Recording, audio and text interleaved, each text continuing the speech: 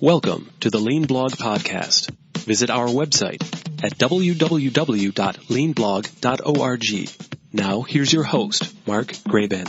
Hi, it's Mark Graban here. Welcome to episode 478 of the podcast. It is June 19th, 2023. I want to wish everybody a happy Juneteenth holiday today. My guest today is Shaunté Kinch. You'll learn more about her in a minute, but she is the founder of Impact Global, a consulting firm. And you can get a link to Shaunté's LinkedIn profile, her website, and more by looking in the show notes, or you can go to leanblog.org/478. Well, hi, everybody. Welcome back to Lean Blog Interviews. My guest today is Shaunté Kinch. In 2022, Shaunté founded Impact Global, a consultancy that works with organizations to help them solve really big problems.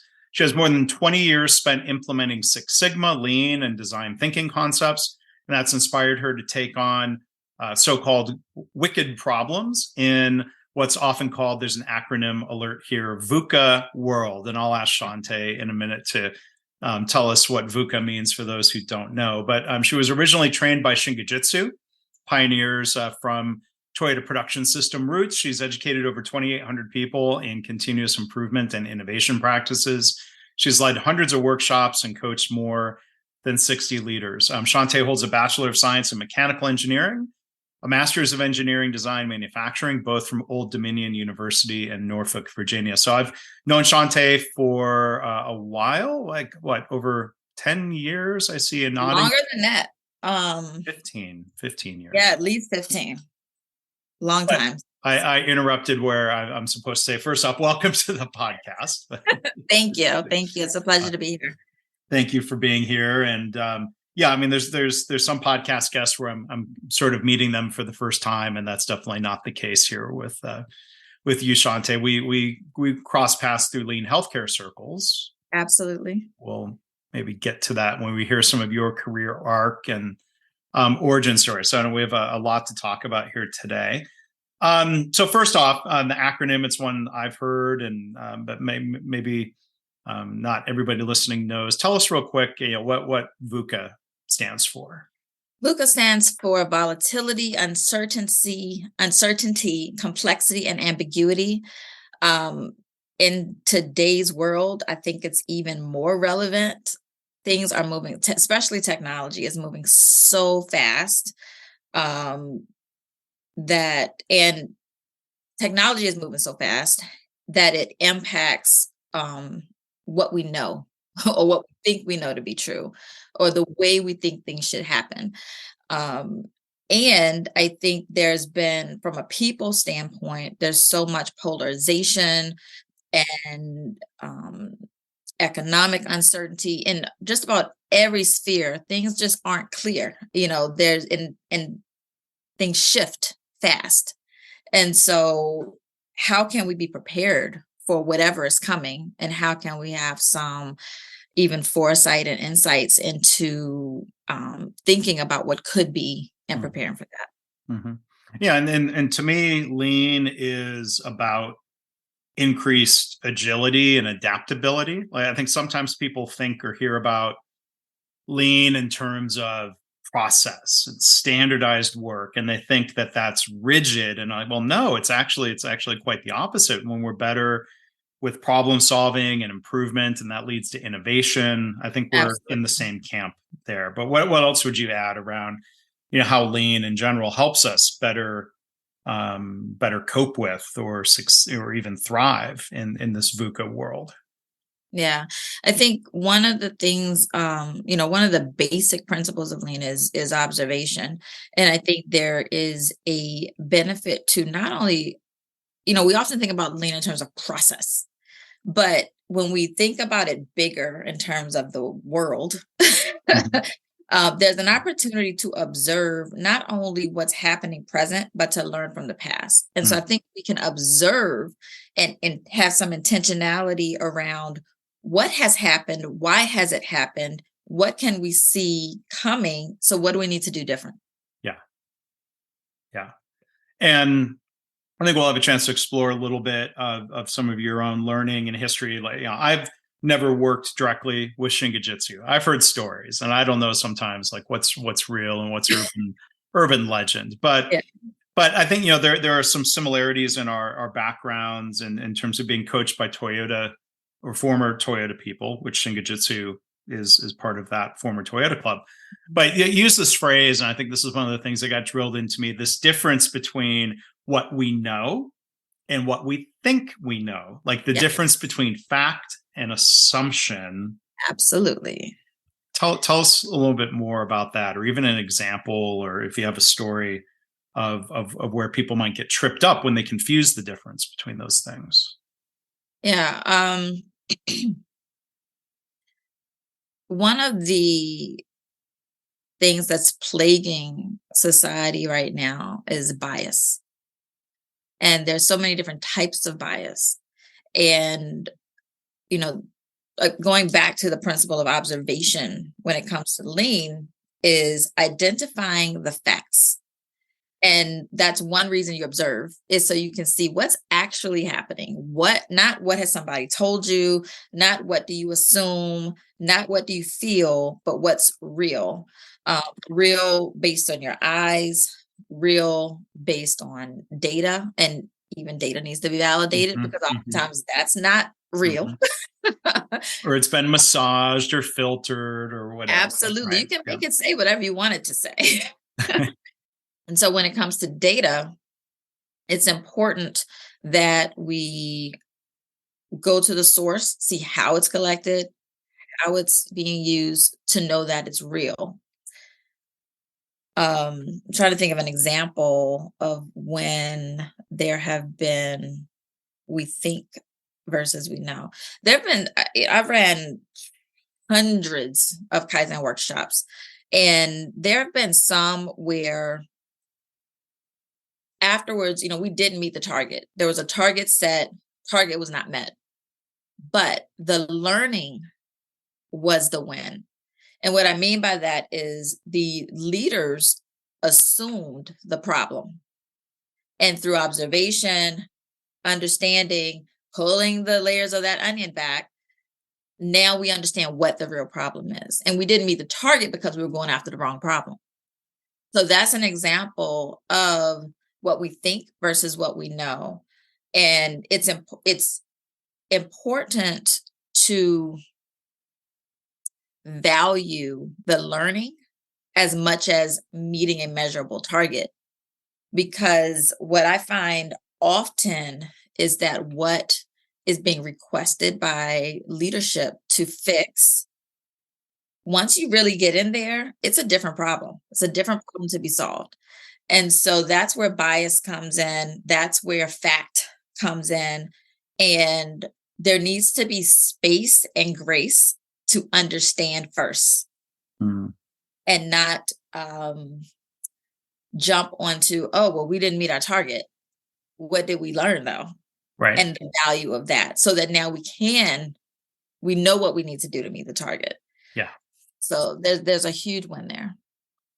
And it seems like assumptions are the root of many mistakes. Like this comes up a lot through the context of, the My Favorite Mistake podcast of not validating assumptions and moving forward in too much of a linear way, instead of thinking of, plan, do, study, adjust, PDCA or PDSA cycles. Like, I've seen leaders, as you touched on, they make an assumption of what they think the problem statement is. So they might be framing the problem statement in a way that's blaming the employees. I'm like, okay, wait a minute, time out.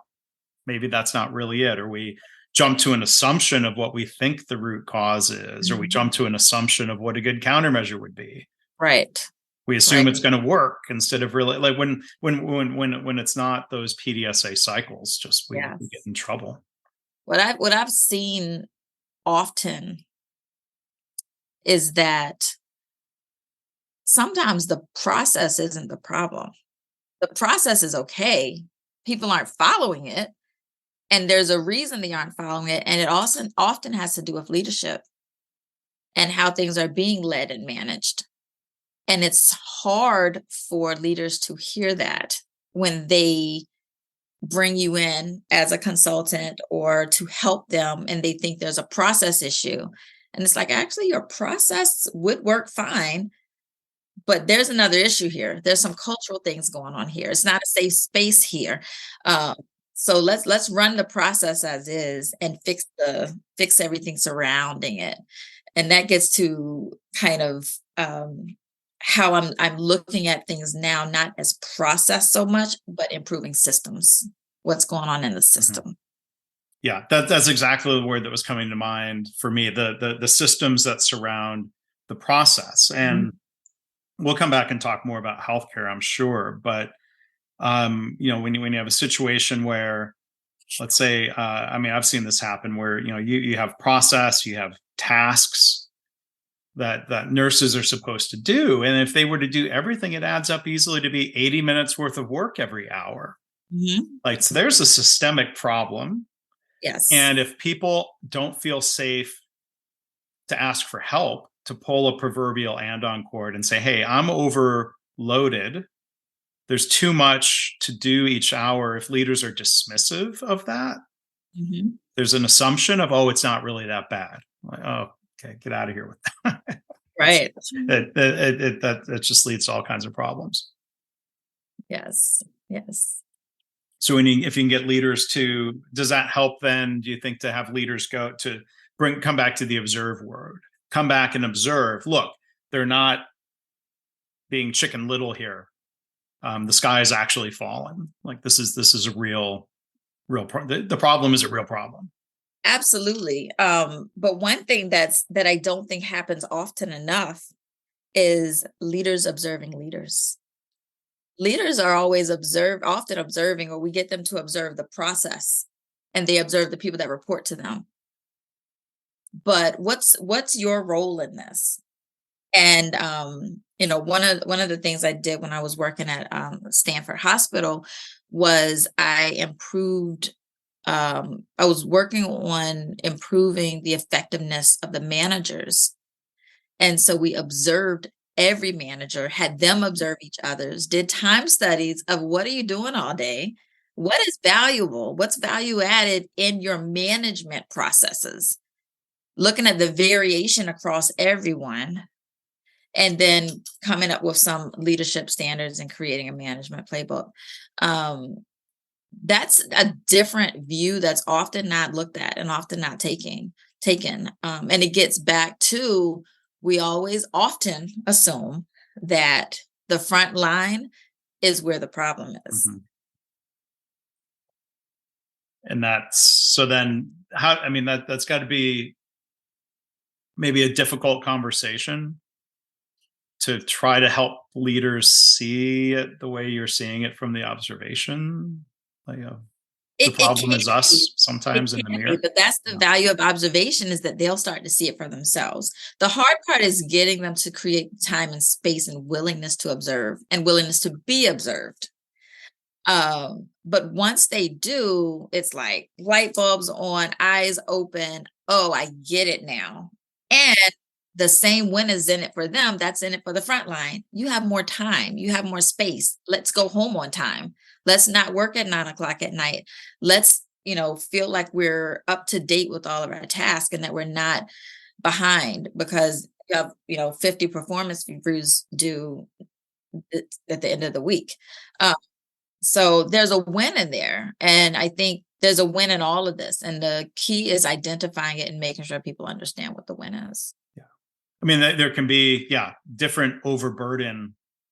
Yes. Unrealistic expectations on leaders. But when I think back to opportunities to observe frontline healthcare professionals, one ththing that's there's some method and there's some mindset. So I think in terms of method, like when you're in an area like a laboratory and you don't have to worry, as you don't have that direct patient contact and you're kind of behind the scenes, like having staff observe each other and even use video recordings was often powerful, because then people could watch themselves work. Yes. And start seeing things that they weren't aware of when they're doing it. But then there's that mindset of not blaming, like, we're not blaming you for quote unquote being wasteful. we're Right. observing you, whether it's frontline staff or, as you're touching on here, I think it's a great point, leaders. We Mhm. can observe and identify causes of waste in ways that aren't blaming, right? Yes. Absolutely. And I think there's a line there, because what I was saying could absolutely come across as blaming leaders, but what's happening is leaders are doing process every day. It's just often not identified or thought about as process. It's often not documented as process, and it's usually not standardized. It's not repeatable. So like, as an individual, they have something and they have a way, a method that they perform repeatedly, but it's often not shared across their peers. And so when you can take a group of leaders that have similar responsibility and say, hey, how do you manage your day? How do you manage your week? How do you manage your time? Now you can create repeat processes. It's absolutely is not about blaming the individual, but helping support them and give them the tools to be able to be more effective and do their job efficiently. Yeah. And I think there's a similar conversation to be had, I think, especially with leaders. If people say, I don't have time to do such and such, like, is that end of conversation then? Oh, you're right. Let's not do that then. Or how do we make time? How do we make time? Yes, that is the key question for just about everything. Yeah. It's like, but how could we? How can we? Right. Um, Right. Right. whenever there's a negative statement or a can't, it's like, okay, there's an opportunity there. How do we find it? Yeah. How do we create it? Yeah. So, touched on some of this earlier. I mean, you've had a lot of great teachers. You've done a lot of great work in different settings and different industries. It would be great to hear, Shaunté, your lean origin story in terms of just context and timing and what improvement methods Yes, were yes. were being taught to you. I was reflecting, and yesterday was Father's Day. I had the opportunity to spend the day with my dad, and he was my first teacher. Um, so not to make the origin story too long, but it literally started from birth. Yeah, so we have time. Go ahead, tell us. My father was a sixth grade math and science teacher. He actually was my teacher. I sat in his class and raised my hand, Mr. Ote. Um, but he allowed me to be curious. He allowed and fostered that. He didn't shut me down when I said, why? And I asked why about everything. And now with the 3 and 4-year-old myself, I get how deliberate he had to be not to shut me down. Yeah. And so he challenged me early. He fostered my critical thinking. The scientific method was understood and utilized at a young age, and I loved it. I looked forward to science fairs. We were regularly dissecting owl pellets, earthworms, and frogs in the house, or looking at the stars, but everything was an experiment from a young age. So the seeds were planted early. My first formal knowledge of lean came in the late 90s, early 2000s. Got a master's of mechanical engineering and design and manufacturing.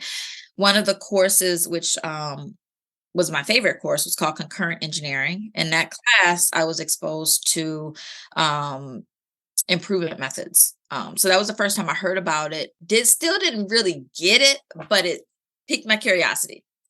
I also took design of experiments, which was my other favorite class. So together, those two kind of also laid a nice foundation for what was to come. My first job outside of my first job after graduating college was at Northrop Grumman. I was designing aircraft carriers, and there was an expectation to be lean engineering.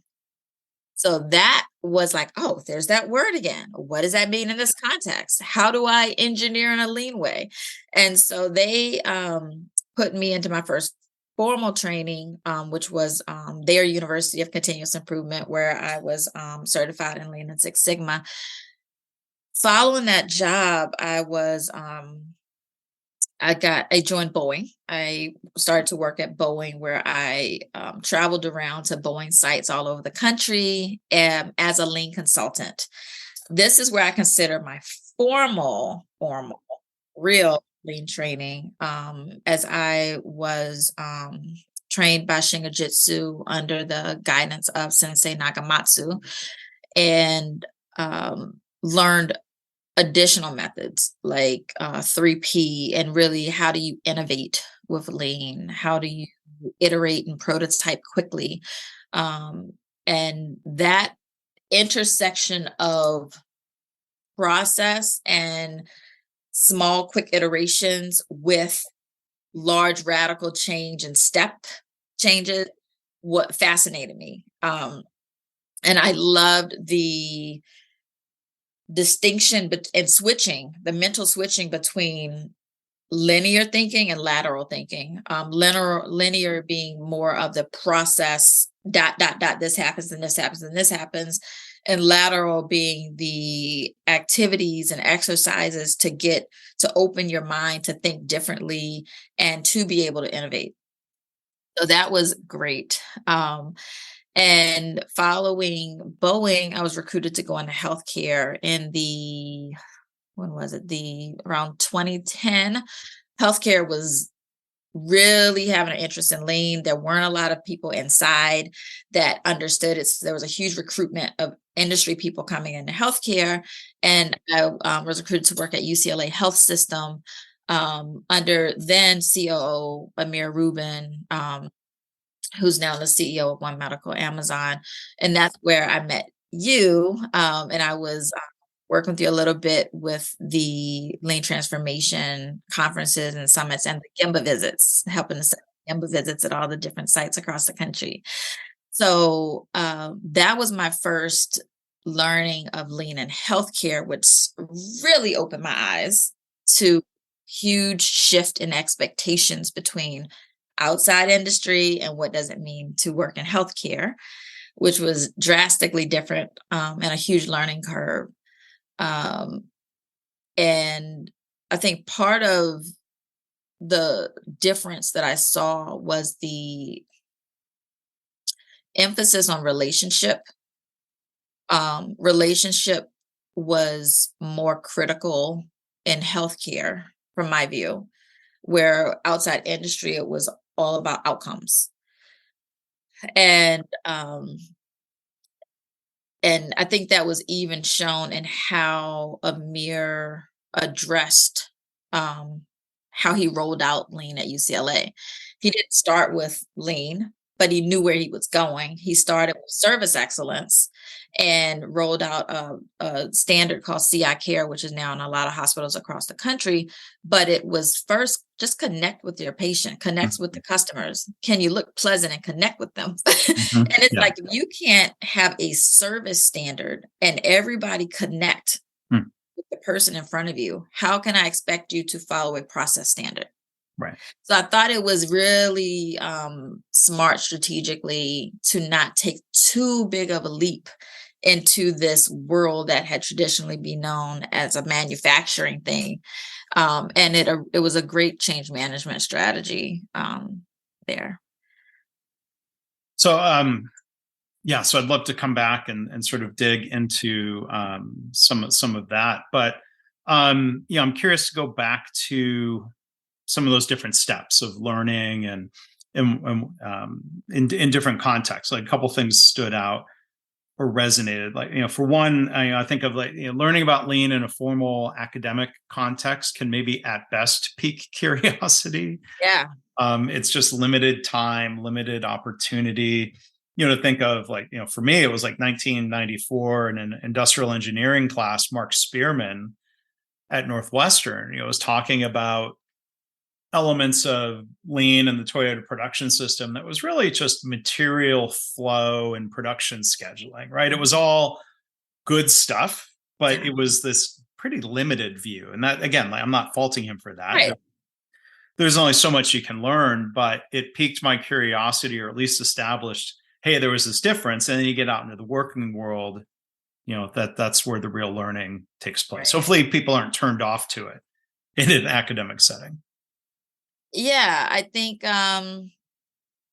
like most things in academics is theory, and it allows you to say, oh, I want to learn more, or that is not interesting to me. Mm-hmm. And in my case, it was, oh, I really want to learn more about that. So I was glad that the roles I had helped support that learning and application and practice. Yeah. And then I was going to ask a follow-up question from your time at Northrop Grumman, talking about the application of lean to engineering. Was it Yeah. kind of a classic focus of trying to improve the flow, reduce the cycle time, improve the quality of engineering work? I see you nodding. Tell us more about that. It was, I was specifically designing steam piping systems for a new class of aircraft carriers. And it was it was two main realms. One was the time to get the work product completed, the designs completed, and how we work together. There was a concurrent effort to work as a multidisciplinary team. It was called IPT teams at the time, and disciplinary planning team. And so I led a team of construction people with engineers, with designers. All we met together. And that was part of applying lean or an agile method to not have this siloed thinking, throw it across the fence. Oh, now they're going to throw it back because you didn't do something right. Right. So, but we partner in the thinking and the engineering and design together. So that was one thing. Another aspect was designing the product lean. Some of the goals were reducing the weight, reducing the meeting the schedule. There were some quality requirements. So how do we build that in? How do we build quality in to the design itself? So it was very neat to look at it from that standpoint versus truly, production as it had been traditionally used. Yeah. And then at Boeing, in that time with Shingujitsu, you kind of touch on continuous improvement, innovation. Did you participate in kind of a classic Kaizen events and 3P events, both? Yes. Yeah. Tell us about the difference between those. Yeah. So I actually have been thinking about this a lot lately in the challenges in healthcare. So I was reflecting back on, how did I learn this originally? I think reflection is important.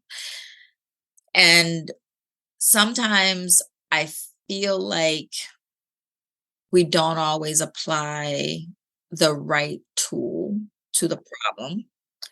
And a lot of the issues that I see in healthcare, I'm going back in a circle all the way to get back to Boeing, but the issues I see in healthcare are bigger than what Boeing would have bitten off for a Kaizen event. The things at Boeing that were Kaizen workshops were very, very, very specific and tightly scoped. I remember one time there was some measure that was just off. And then through the workshop, we uncovered what it was, and it just needed a shim in something.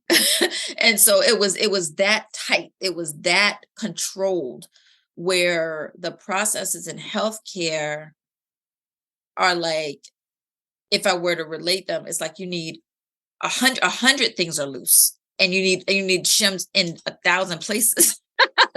It's like, are we looking at this right? Mm-hmm. Is this the right method for the problem, or are we biting off too big of a problem at once? Yeah. Are we framing the problem correctly? Comes back to that again, right? Right. Is the problem being framed correctly? And I think, it goes back to what's the original ask. The organization's leader, what are they asking help for? And then providing feedback of, well, let's learn first. Let's understand first. Maybe let's observe first before committing to X problem, so we know that we're working on the right thing. But yeah, at Boeing, I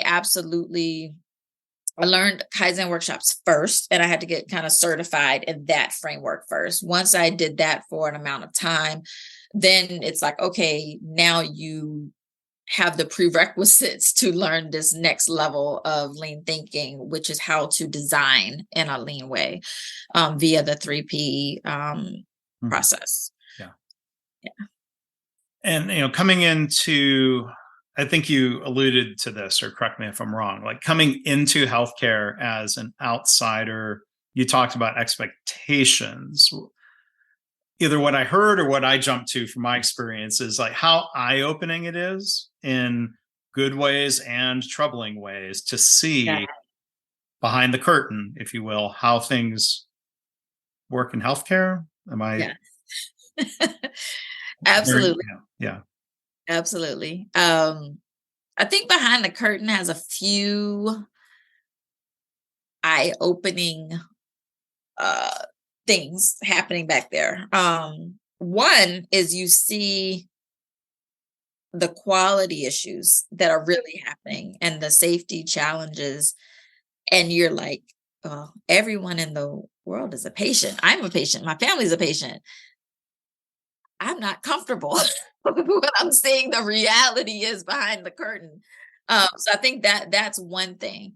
But from a process or culture standpoint, there absolutely was a difference in, I would say, what was valued, where I saw promotions happening in industry. It was, oh, you met these targets, your performance was, XYZ, you should be promoted to the next level. Yeah. Okay. And Outcomes again. Yeah.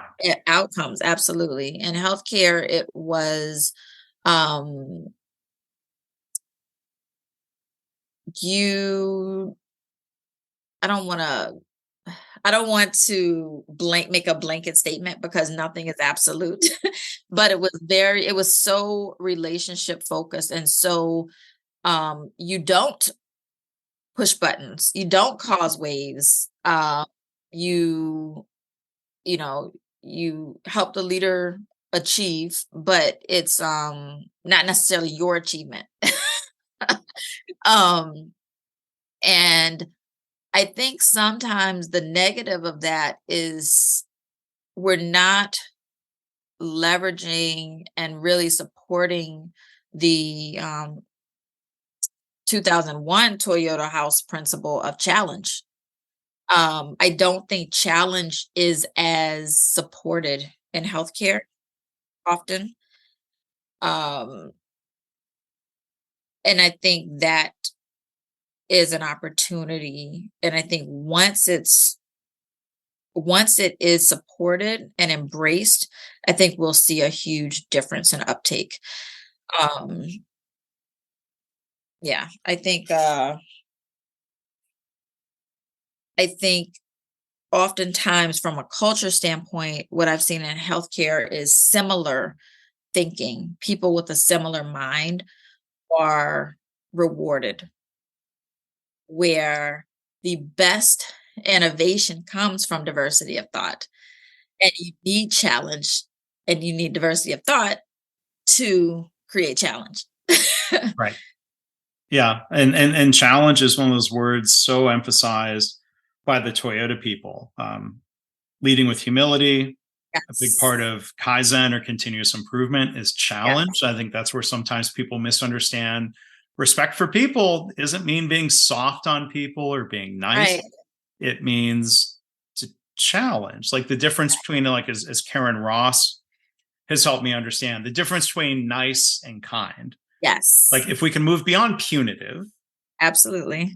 I've been in healthcare settings where something bad happens. There's clearly a process improvement and learning opportunity. And then I'm observing and trying to coach leaders of like feeling bad and telling somebody this isn't your fault, don't feel bad. That cannot be the end of conversation. Like that's nice. We don't want to make someone feel bad.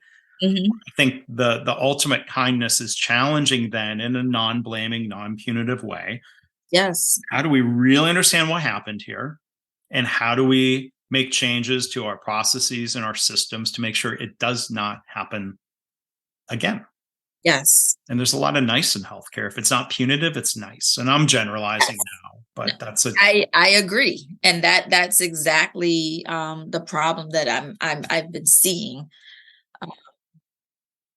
And when you go to a system that's not known to be nice or doesn't have that nice culture, then it feels off-putting. And it's like, oh, so there's a, I don't know, there's an interesting sweet spot that needs to be found where there's respect, psychological safety, challenge is welcomed and expected. Not just welcomed, but expected. right. Yeah, right. Not just tolerated, but really, Exactly. really welcomed. Exactly. Yeah, Right. Like I invited. would Yeah, exactly. Like, why did I go to this meeting and no one had a different idea? That should not happen. There should be different ideas. It should be embraced. It should be expected. Um, yeah. So um I've been as a lean practitioner, and having done it for 20 years, I will always be a lean practitioner. And I also have some background in systems thinking, design principles.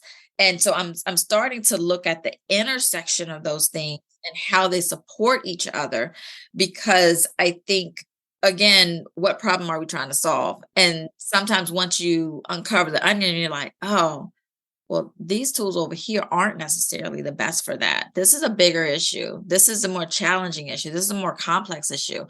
And so being able to support um, the expectations, the methods, the really the principles, support the principles of lean through additional methods. yeah. Well, and so I was going to ask you, and thinking of your learning and your experience, practice, improvement, evolution here. I mean, one thing we're fighting against is the way we've always done it ism. There are times I think some of that creeps into lean practice, the way we've always done it, the way I was taught, Yeah. doing it by the book versus, I think, you've got a set of things you've been educated on. I've got sort of there's Yeah. a high overlap in the Venn diagram, but like I've Yes. been introduced to things where you start thinking, well, maybe we can evolve Mhm. lean practice. What are some of your thoughts around, opportunities or need to kind of integrate or synthesize ideas from other disciplines that you've learned and worked with, like going by the book versus rewriting the book, the new edition of the book? Yes. I think for lean, to continue to be viable, it will have to adapt. It goes back to the beginning of this conversation and where the world is going and how um, uncertain things are and how fast things move and transition. But technology is moving at an incredible rate. And it is creating automation. It is helping reduce the burden on people. It is helping people be more efficient. And lean practitioners will need to be open to advances in technology and how it can be leveraged to help. And I think, a lot of times like you said, we all have been trained in certain ways, and we have our own beliefs and biases around what's the best way to do something. And, oh, you have to do it this way, or you can't shortcut something because, then you're not being authentic. But I think we always need to consider, what's the intention? What is the intention?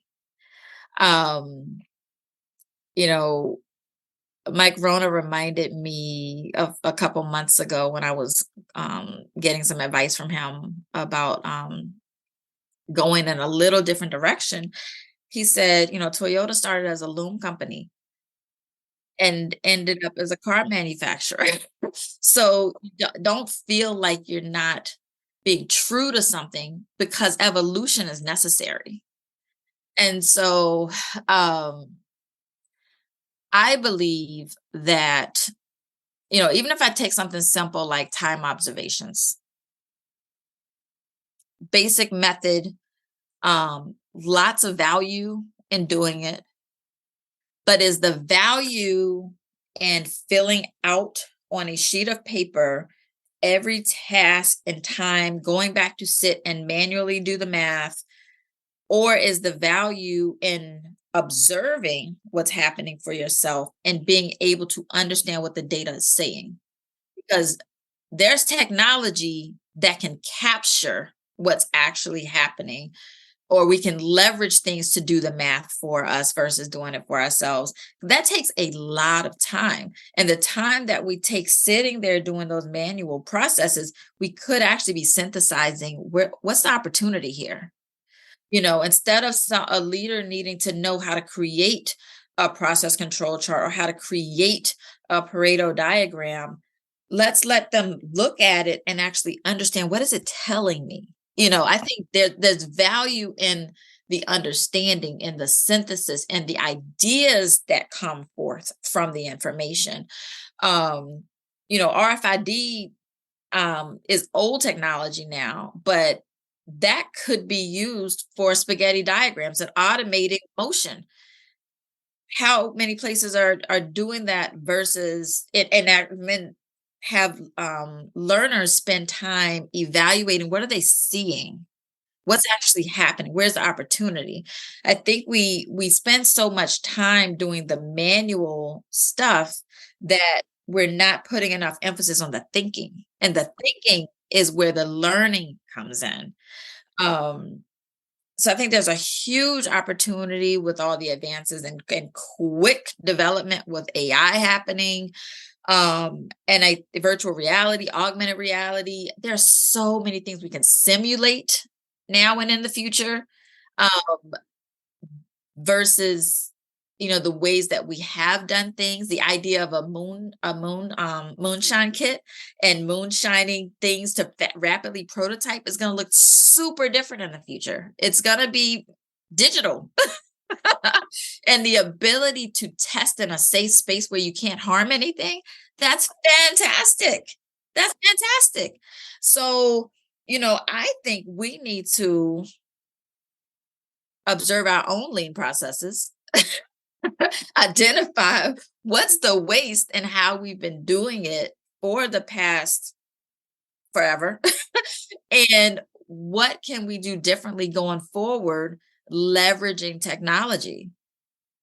And that automation, automating things with a human touch, that is part of lean. So why are we not looking at that ourselves? We look at the processes of developing services and manufacturing things, but are we looking at our own process as lean practitioners and saying, how could we do this differently? How do we give back time? How do we reduce the burden of telling leaders that they have to manually update a visibility wall every day?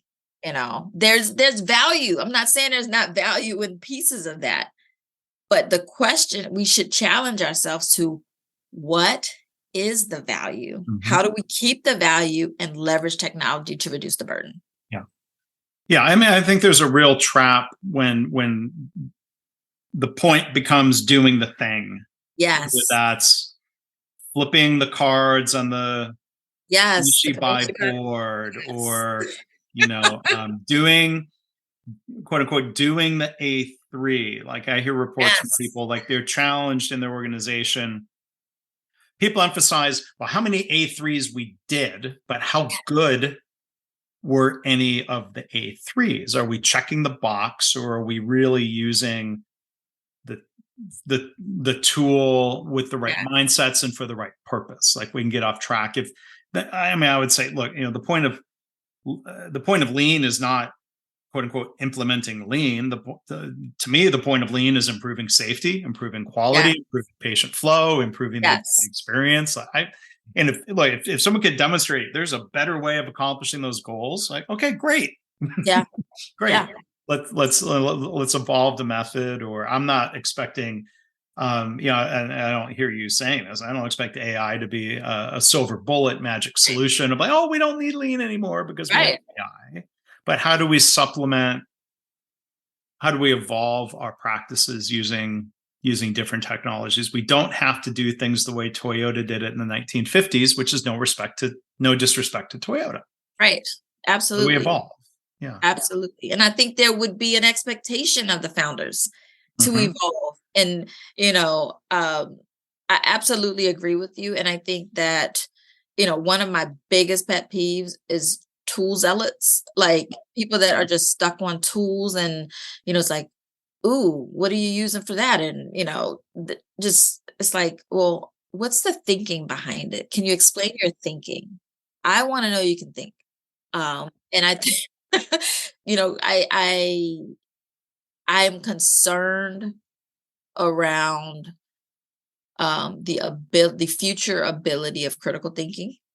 So looking at the opposite direction of the advances in technology, I think there is a sweet spot in the middle, where it can be used to enhance your critical thinking. But if people use it to replace their critical thinking, it's going to be a problem.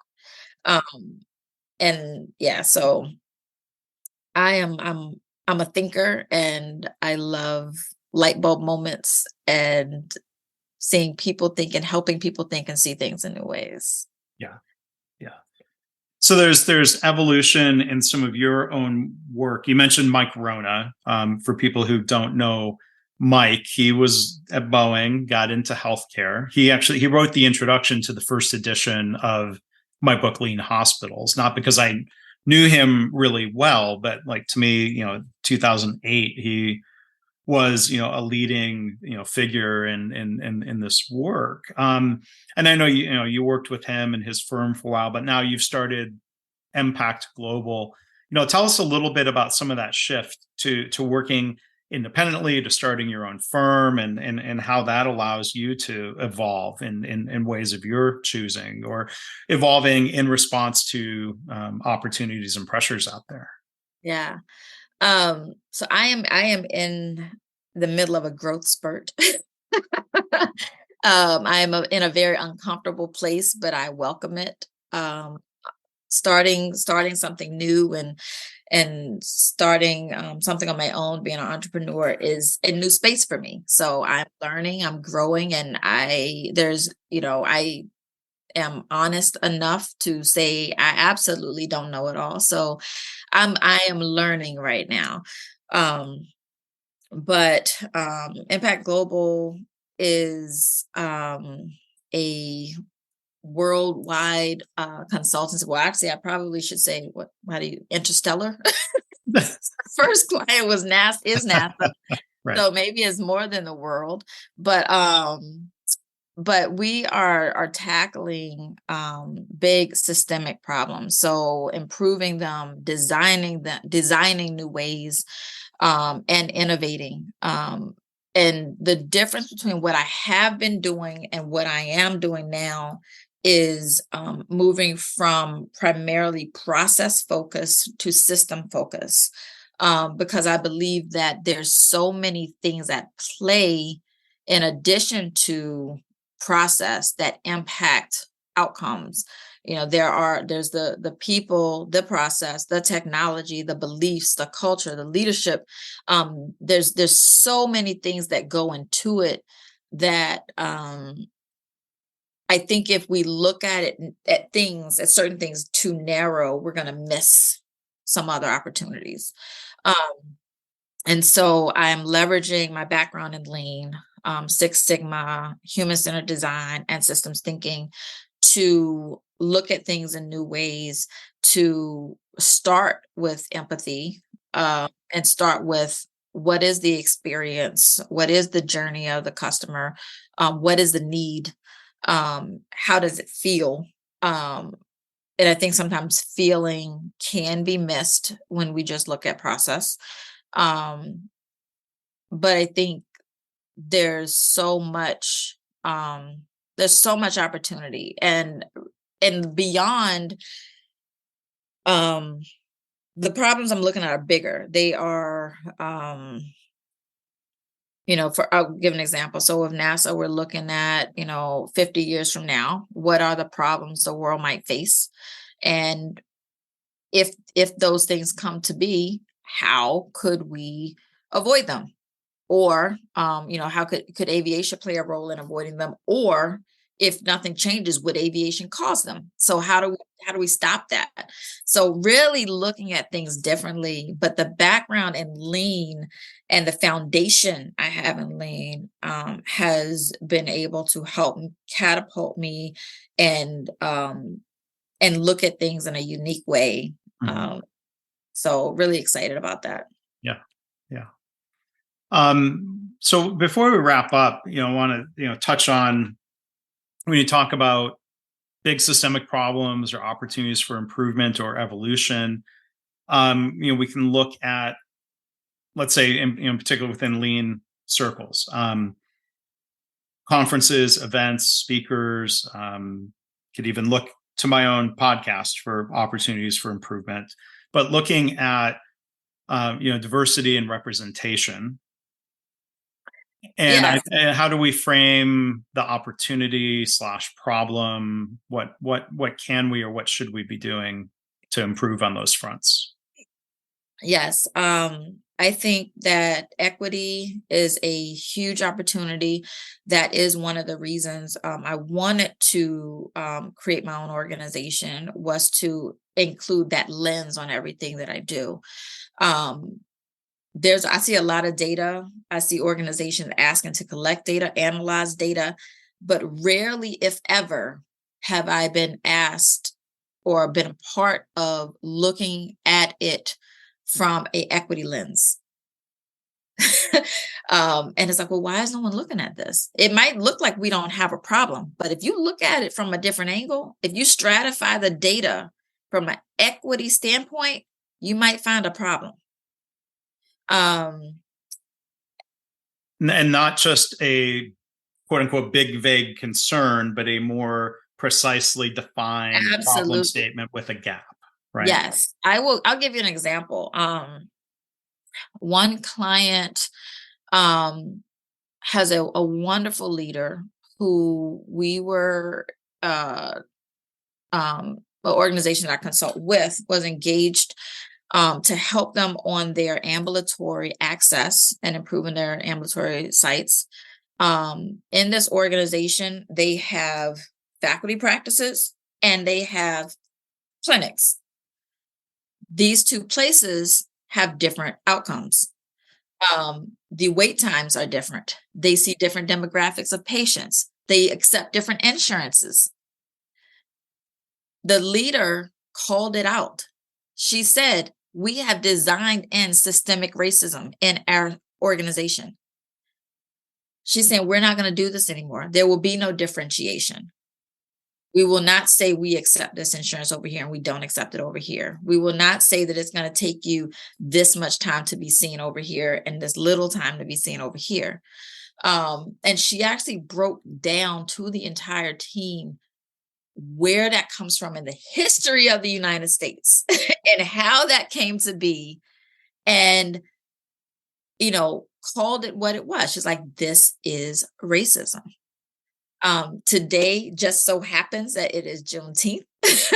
um, it's a celebration of freedom for all of Americans, to really support. And I'm grateful to be able to share and tell everyone to consider looking as you facilitate lean events, or if you're a leader with an organization, look from an equity, diversity, and inclusion lens. Lean can be applied to improve all of these things. There is data. There are observations that can be made. There are targets that can be set. There's root causes to be done. The process works. We just have to apply it to those problems.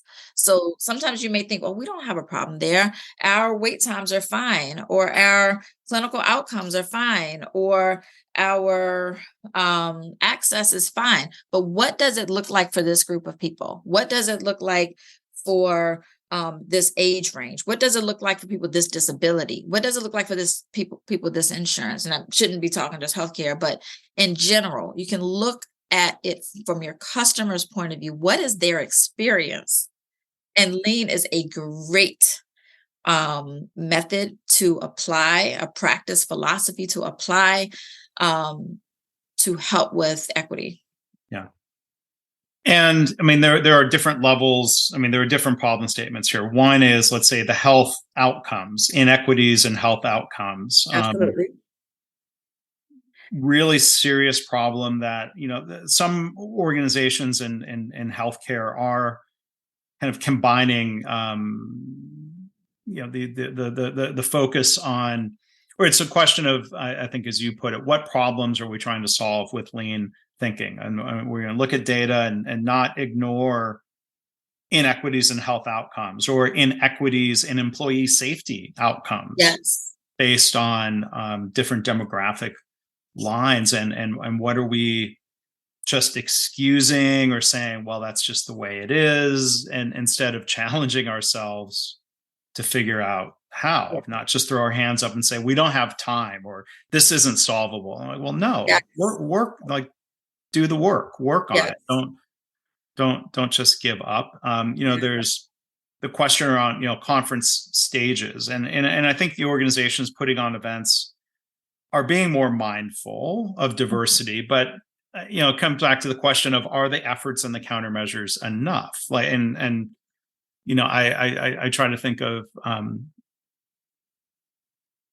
other people's perspectives, and I don't know if this is the best way to ask it, but I'll ask it anyway. Shaunté, what is it? How does it feel to go to a conference and not see a Black woman on stage?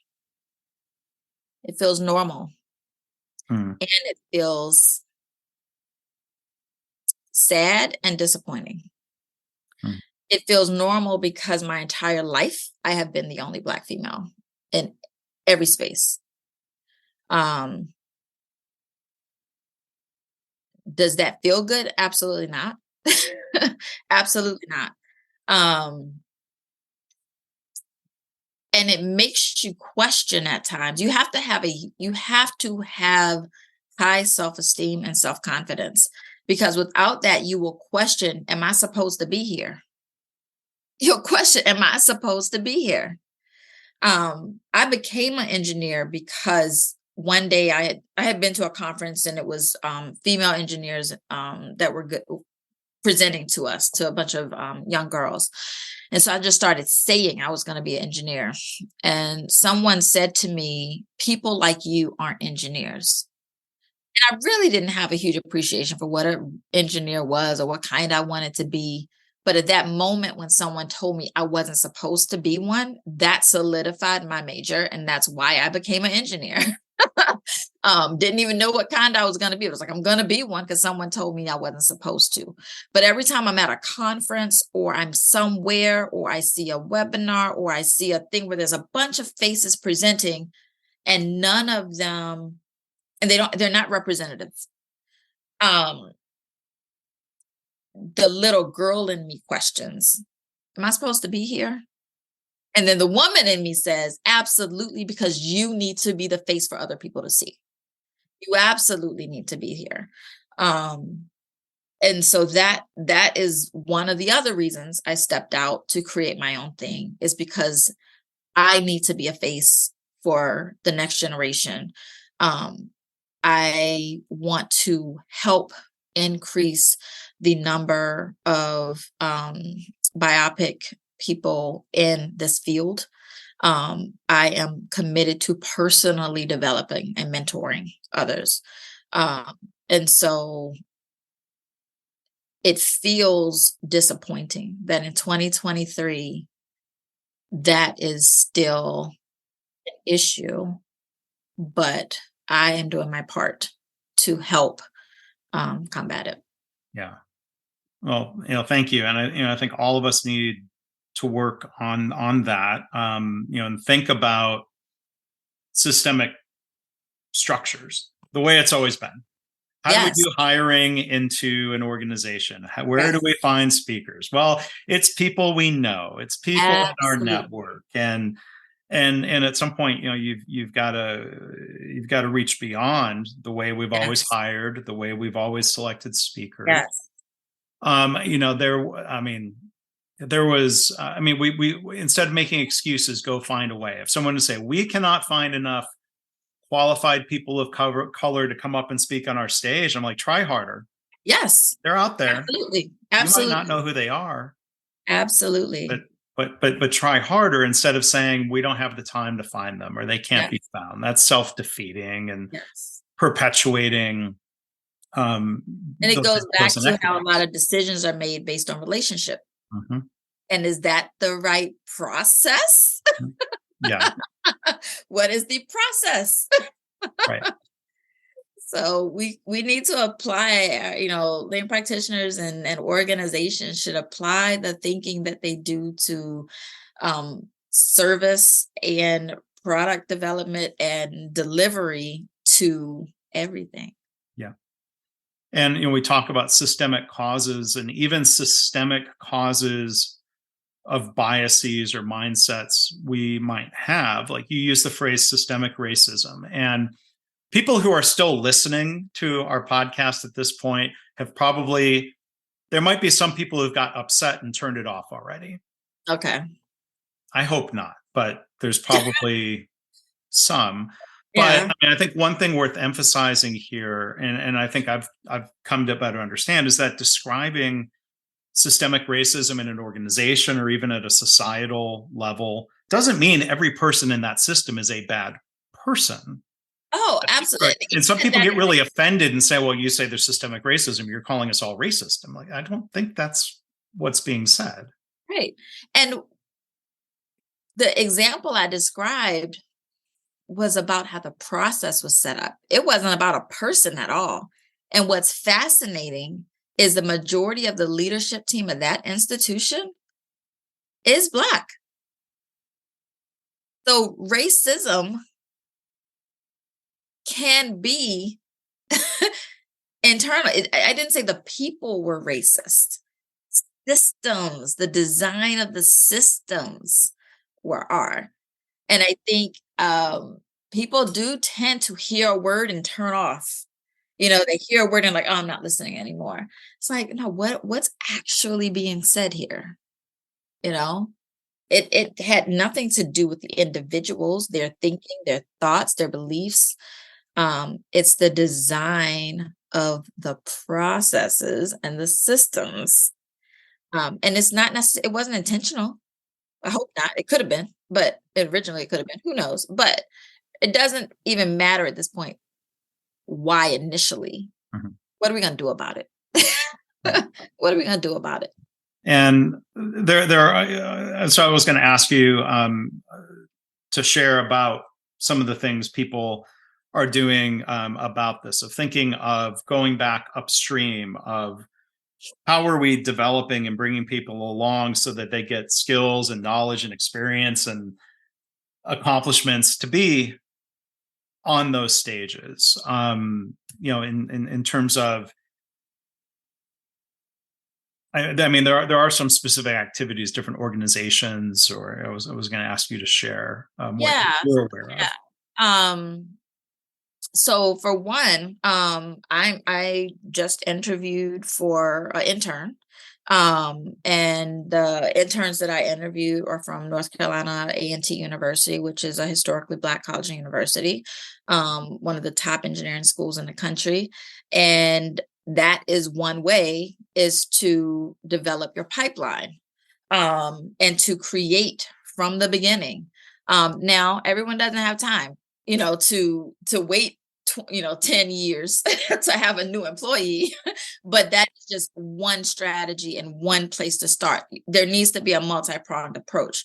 Another approach is to leverage organizations such as the National Society of Black Engineers.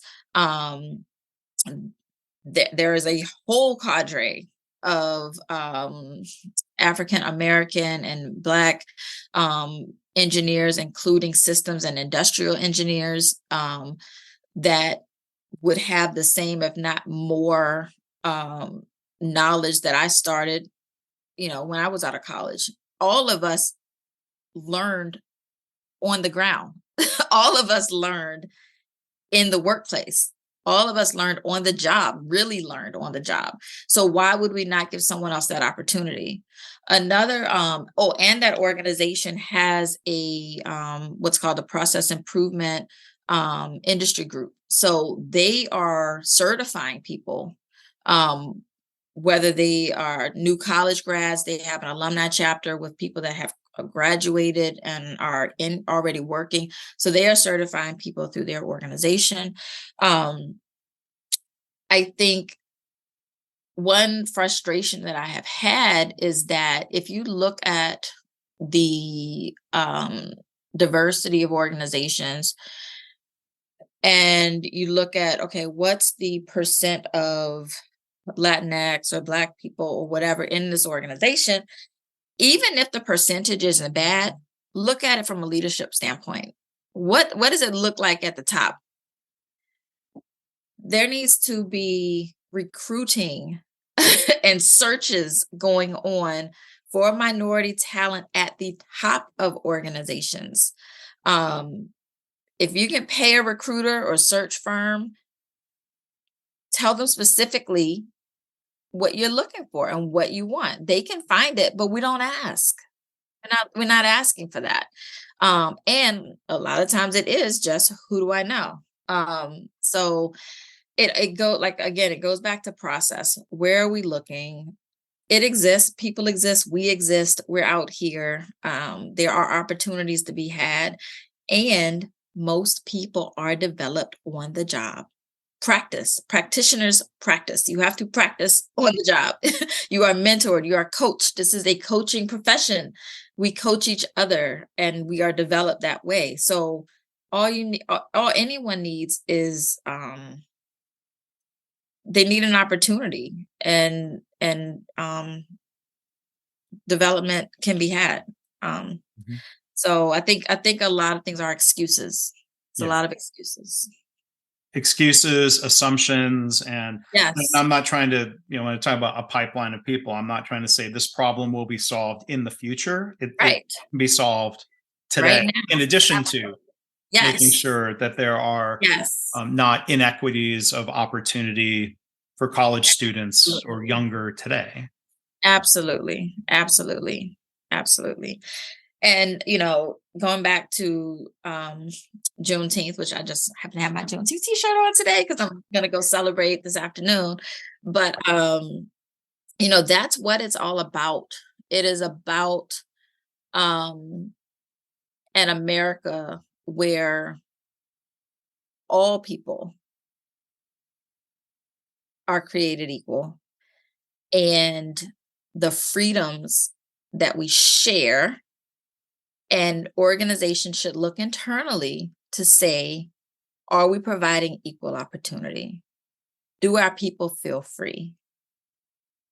And going back to what you said, I think I love the idea of employee service and how do employees feel, because I'm not sure how many organizations are looking at the satisfaction and experience of their people data stratified.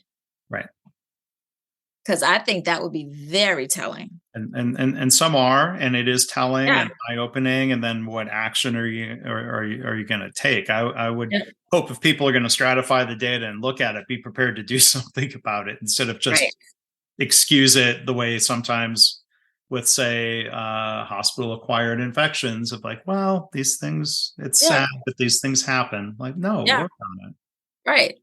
And, if you have business resource groups or they have different names in different organizations, sometimes that's what they say their tactic is. And most of those organizations don't have levers.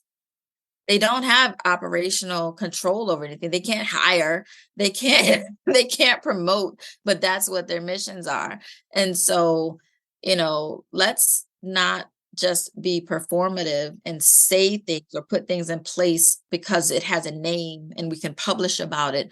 But what can you actually do? What's tangible? Make sure people have the levers to do what's being asked of them to do. Well, Shaunté, thank you, for doing the episode. I'm glad we could do this. Thank you for doing it today on, the third year that the United States recognizes Juneteenth as a federal holiday.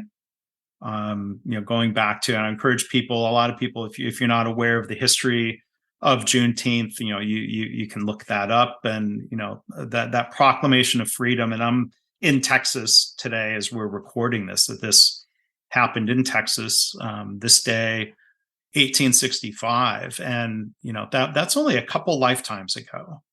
Yeah, I mean, it really makes you pause and reflect and say, okay, it's a great day for everyone, especially people that have positions of influence, to say, what can I do different? How can I make things better? Thank you for having me. I appreciate even more the fact that this was not planned for me to record on Juneteenth. We had a couple of other dates, and due to some conflicts, we had to change it. But this was a date that I chose, and so I appreciate that.